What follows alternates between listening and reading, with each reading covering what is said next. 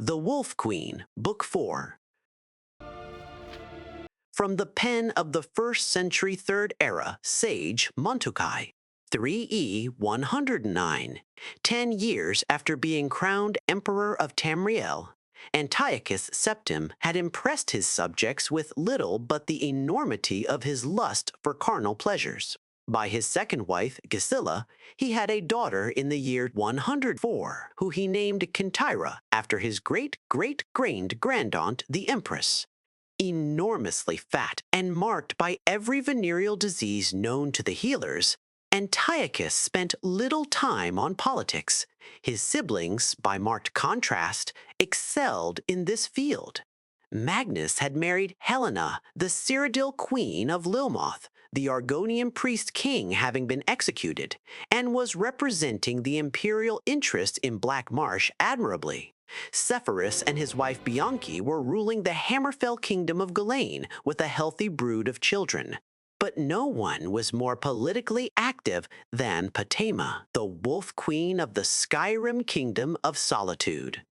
9 years after the death of her husband, King Mantiarco, Potema still ruled as regent for her young son, Uriel. Their court had become very fashionable, particularly for rulers who had a grudge to bear against the emperor. All the kings of Skyrim visited Castle Solitude regularly, and over the years, emissaries from the lands of Morrowind and High Rock did as well. Some guests came from even farther away.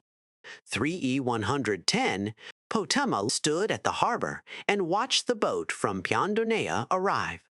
Against the gray, breaking waves where she had seen so many vessels of Tamrielic manufacture, it looked less than exotic. Insectoid, certainly, with its membranous sails and rugged chitin hull, but she had seen similar, if not identical, seacraft in Morrowind. No, if not for the flag which was markedly alien, she would not have picked out the ship from others in the harbor. As the salty mist ballooned around her, she held out her hand in welcome to the visitors from another island empire. The men aboard were not merely pale, they were entirely colorless, as if their flesh were made of some white, limpid jelly. But she had been forewarned. At the arrival of the king and his translator, she looked directly into their blank eyes and offered her hand. The king made noises.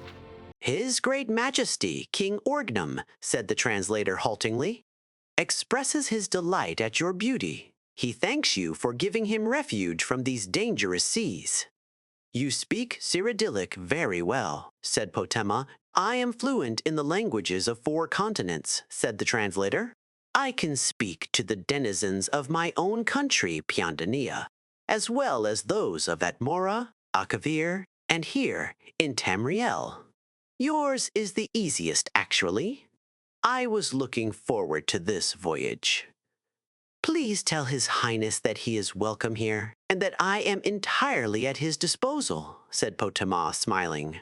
Then she added, "You understand the context, that I am just being polite?" "Of course," said the translator, and then made several noises at the king, which the king reacted to with a smile. While they conversed, Potema looked up the dock and saw the now familiar gray cloaks watching her while they spoke with Levlet, Antiochus's man, the Sigic order from the Somerset Isle. Very bothersome. "My diplomatic emissary Lord Vaucan will show you to your rooms," said Potema. "Unfortunately, I have some other guests as well who require my attention." "I hope your Great Majesty understands." His Great Majesty, King Orgnum, did understand, and Potema made arrangements to dine with the Piandonians that evening. Meeting with the Sigic order required all of her concentration. She dressed in her simplest black and gold robe and went to her stateroom to prepare. Her son, Uriel, was on the throne, playing with his pet Japhet. "Good morning, Mom." "Good morning, darling," said Potema, lifting her son in the air with feigned disdain. "Talas, but you're heavy. I don't think I've ever carried such a heavy 10-year-old." That's probably because I'm 11, said Uriel, perfectly aware of his mother's tricks. And you're going to say that as an 11-year-old, I should probably be with my tutor. I was fanatical about studying at your age, said Potema. I am king, said Uriel petulantly. But don't be satisfied with that, said Potema. By all rights, you should be emperor already. You understand that, don't you? Uriel nodded his head. Potema took a moment to marvel at his likeness to the portraits of Tiber Septim. The same ruthless brow and powerful chin. When he was older and lost his baby fat, he'd be a splitting image of his great-great-great-great-great-granduncle. Behind her, she heard the door opening and an usher bringing in several gray cloaks. She stiffened slightly, and Uriel, on cue, jumped down from the throne and left the stateroom, pausing to greet the most important of the Sejiks.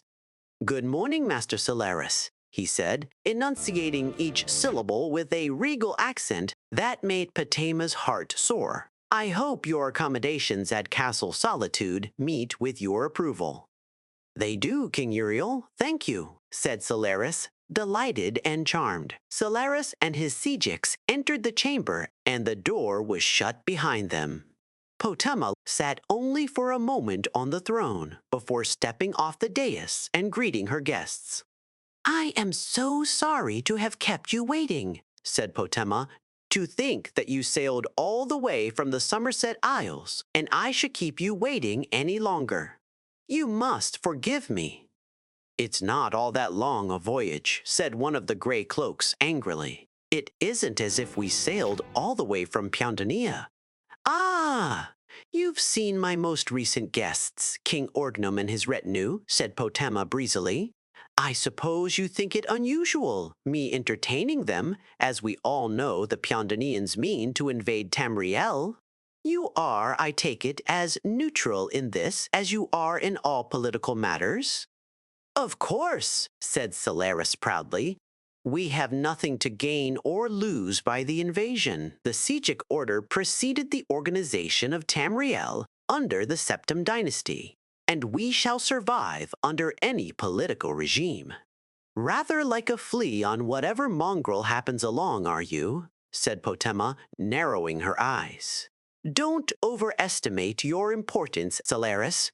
Your order's child, the Magus Guild, has twice the power you have, and they are entirely on my side. We are in the process of making an agreement with King Orgnum. When the Piondonians take over, and I am in my proper place as Empress of this continent, then you shall know your proper place in the order of things." With a majestic stride, Potema left the stateroom, leaving the gray cloaks to look from one to the other. "We must speak to Lord Levelet," said one of the gray cloaks. "Yes," said Solaris.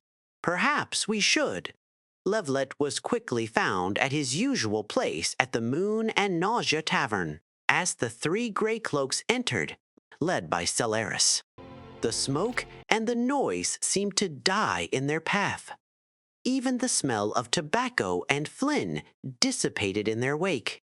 He rose and then escorted them to a small room upstairs. "You've reconsidered," said Levelet with a broad smile. "Your emperor," said Solaris, and then corrected himself. "Our emperor originally asked for our support in defending the west coast of Tamriel from the Piondonian fleet in return for 12 million gold pieces. We offered our services at 50. Upon reflection on the dangers that a Piondonian invasion would have, we accept his earlier offer. The Mages Guild has generously, perhaps for as low 10 million gold pieces," said Solaris quickly.